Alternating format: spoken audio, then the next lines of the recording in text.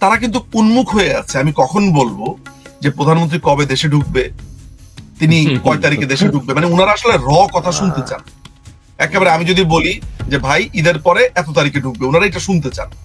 কিন্তু আমি তাদেরকে আন্ডারএস্টিমেট করি না। আমি এটাও মনে করি যে যারা আমাদের নেতাকর্মীরা আছে, জয় বাংলা নেতাকর্মী, বাংলাদেশের মুক্ত বুদ্ধির কিন্তু বিভিন্ন ভাগ আছে। একটা হচ্ছে সরাসরি আওয়ামী লীগ রাজনীতি করে, আওয়ামী লীগের কর্মী, এরকম একটা অংশ আছে।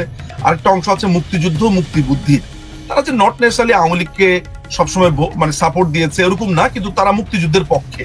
আর আরেকটা অংশ আছে যে যারা লাল বাহিনী হয়েছিল এখন আবার ঠিক জায়গাতে ইতিহাসের সঠিক রাস্তাতে চলে এসছে। তো সবাই এটা আমার কাছে চাই, কিন্তু তাদের একটা বোঝার ব্যাপার আছে। আমি একটু হিন্টস দেই তাহলে অনেকে বুঝবে। ধরা যাক ইসমাইল ভাইকে আমি কানাডা চেম্বার অফ কমার্সের চেয়ারম্যান বানাবো, আমার সেই ক্ষমতা আছে, ঠিক আছে? এখন আমি চাইলে যেটা করতে পারি সেটা হচ্ছে এমন, এই চেম্বার অফ কমার্সের অমুক ওইটা, এই ওরে ইলেকশনে ওরে এতগুলা ভোট, মানে আমি কিন্তু এই পদ্ধতিতে এই কাজটা করতে পারি।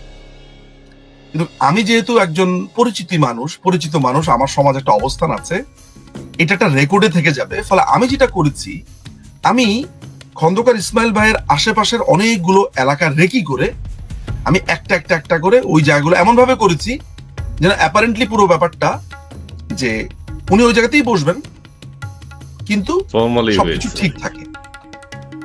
তো এই যে জঙ্গিবাদ বাংলাদেশে মাথাচাড়া দিয়েছে, যারা জঙ্গিবাদ বিরোধী রাষ্ট্ররা আছে বিভিন্ন দেশে সারা পৃথিবীর, তারা এটা বুঝতে পেরেছে যে ওই যে হিরোশিমাতে বোমা ফালানোর পরে এটা আমরা কি করলাম। তো দেখা যাচ্ছে যে একবারে ভয়ঙ্কর জায়গাতে এই দেশকে, এবং এখানে অনেকগুলো দেশ এমন ভাবে ক্ষতিগ্রস্ত হয়েছে যেই দেশের সাথে আবার ইন্টার রিলেটেড ভাবে পশ্চিমাদের যথেষ্ট শক্তির ব্যাপার স্যাপার আছে, তাদের ব্যালেন্সের ব্যাপার স্যাপার আছে। ফলে আমি কি তাহলে এটা বোঝানোর চেষ্টা করলাম যে মাননীয় প্রধানমন্ত্রীকে এইভাবে দেশে আনা বা এইভাবে আবার বাংলাদেশ আওয়ামী লীগ, না, ব্যাপারটা হচ্ছে খুবই ন্যাচারাল ওয়েতেই হবে।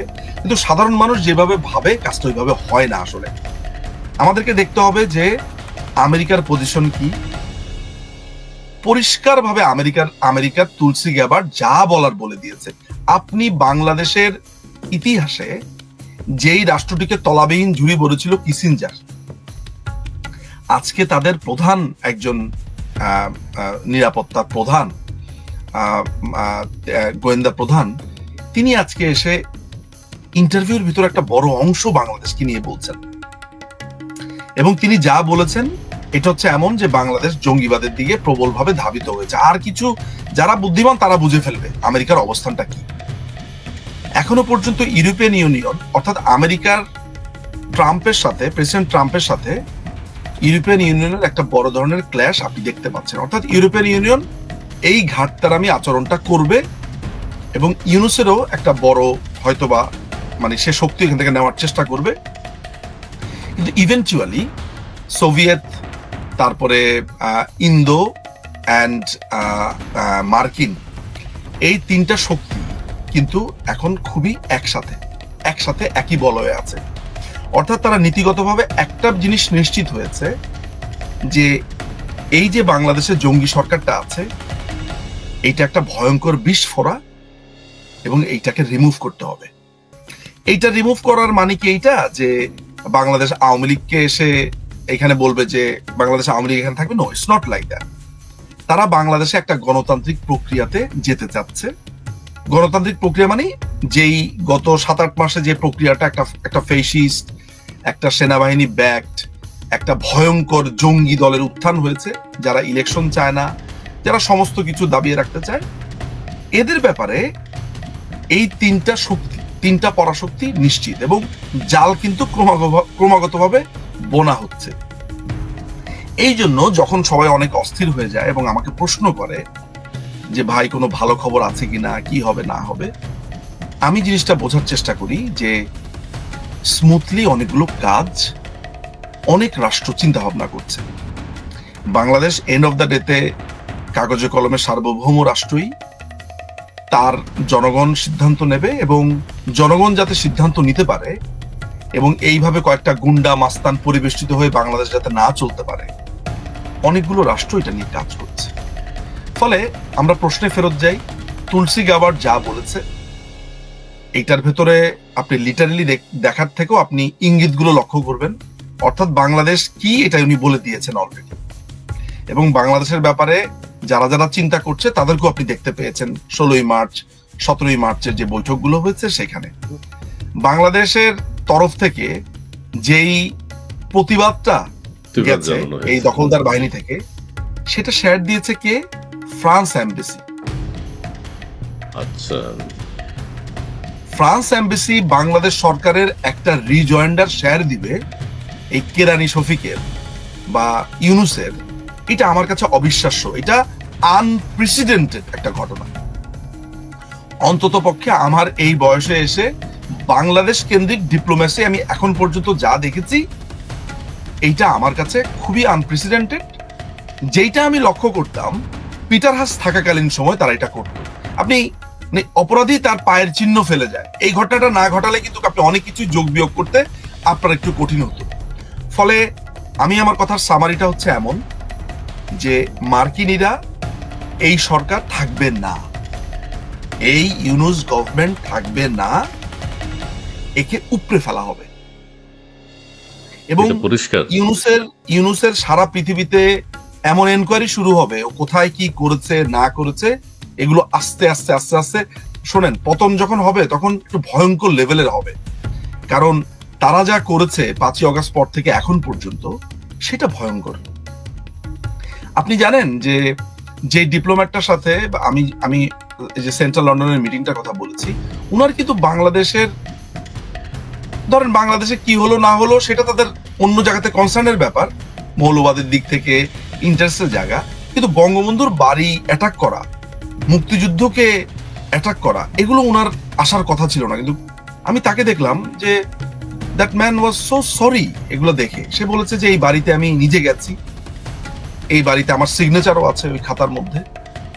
এবং এটা একটা ভয়ঙ্কর ব্যাপার যে তোমাদের দেশে বলে যে পলিটিক্যাল ক্ল্যাশ হতে পারে, পলিটিক্যাল ক্ল্যাশ হবে, কিন্তু তোমাদের দেশে একটা অদ্ভুত ব্যাপার হচ্ছে মানে একটা অংশ এই ইতিহাসকেও রেসপেক্ট করে না, তারা কাউকে রেসপেক্ট করে না, অর্থাৎ তাদের অনুসরণীয় কোনো ব্যক্তিত্ব নাই।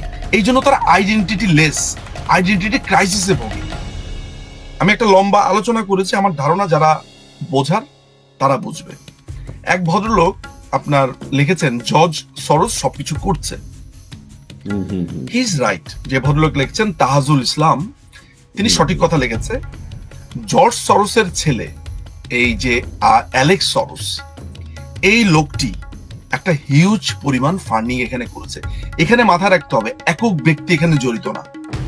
এবং আমার সোর্স আমাকে পরিষ্কারভাবে একটা কথা বলেছে, সেটা হচ্ছে 2023 সালের এপ্রিলের পরে মাহফুজ, আসিফ, নাহিদ এই তিনজন দোহাতে যায়, দোহা থেকে তারা মুভ করে হচ্ছে পাকিস্তানের করাচিতে।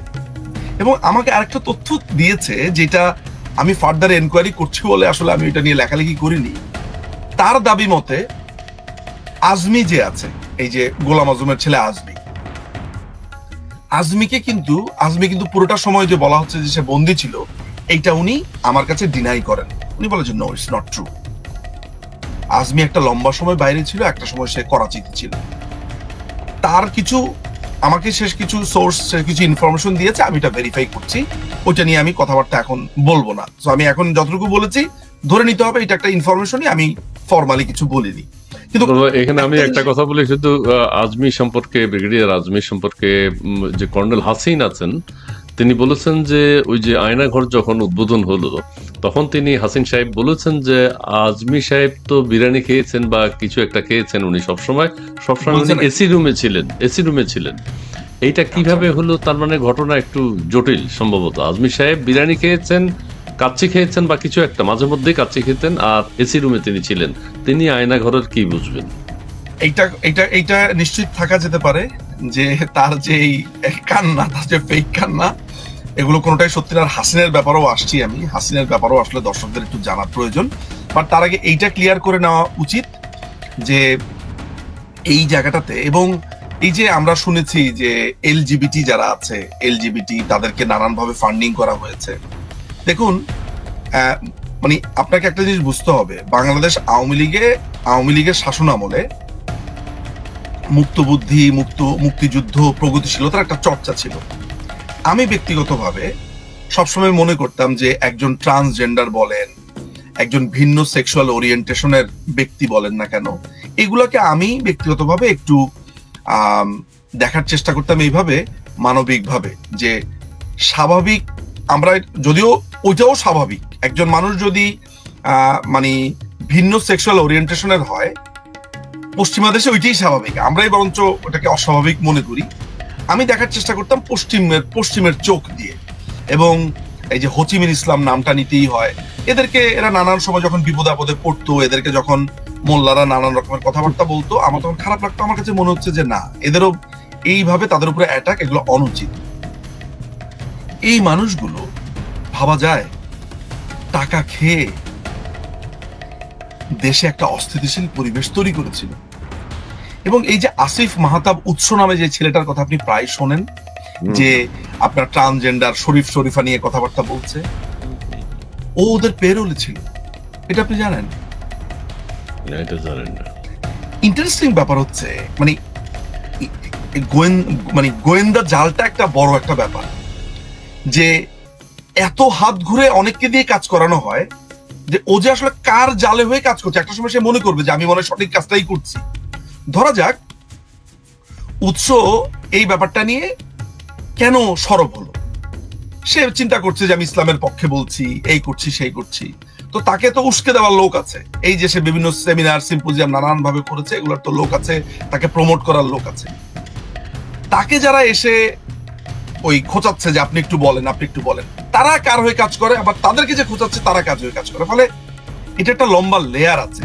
এবং আসলে হয় কি, ওই যখন একটু বেশি মানুষ জেনে যায় বা অনেক কিছু সম্মুখীন হয়, তখন এমন একটা অবস্থা হয় কোনটা ছেড়ে কোনটা বলবো, এবং তখন এই পৃথিবীটাকে এমন ভাবে দেখার অবস্থা তৈরি হয় যে আসলে যা দেখি তাই বুঝি, মনে হয় যে এটা অমুক করাচ্ছে তমুক করাচ্ছে।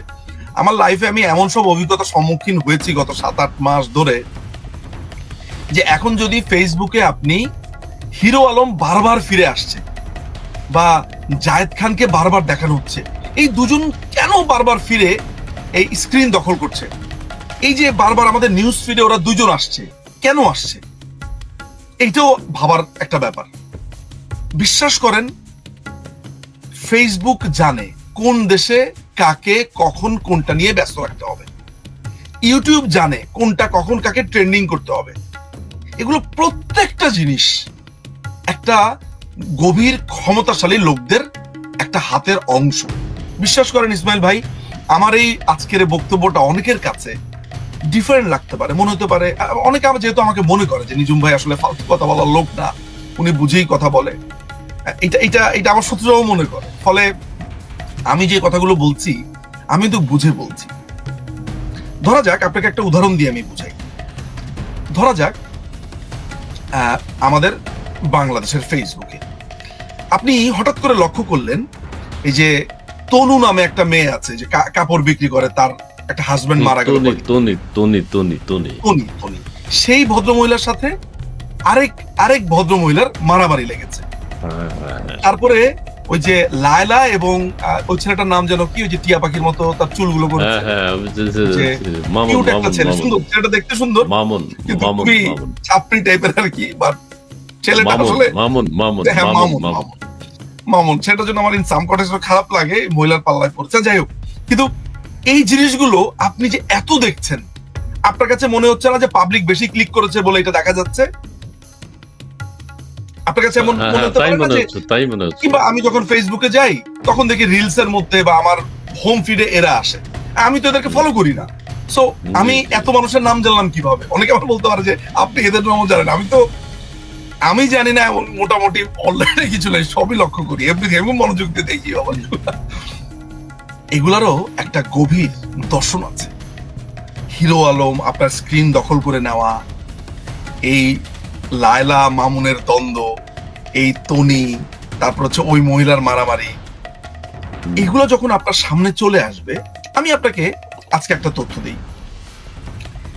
তথ্যটা হচ্ছে এমন যে আপনি কি জানেন যে আগামী আপনার আগামী 2-3 দিন পরে ট্রাম্পের একটা পাছাতে একটা ফোড়া হয়েছে, সেটা একটা অপারেশন হবে, এটা আপনি জানেন?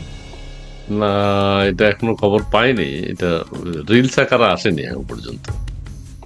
আচ্ছা আচ্ছা, আপনাকে আমি আরেকটা তথ্য দিই, সেটা হচ্ছে গাজাতে অনেকগুলো মানুষকে খুন করে ফেলা হচ্ছে। জি, 900-র উপরে। এই যে আমি আপনাকে দুটো তথ্য দিলাম, এর প্রথম তথ্যটা হচ্ছে মিথ্যা তথ্য, এটা সত্য তথ্য না। আচ্ছা, কিন্তু এই দুটো তথ্যের মধ্যে আপনি কোনটাতে বেশি মজা পেয়েছেন? ট্রাম্পেরটা। ট্রাম্পেরটাতে না? আলোচনা যদি করতে হয় তাহলে মানুষ কোনটা নিয়ে আলোচনা করে?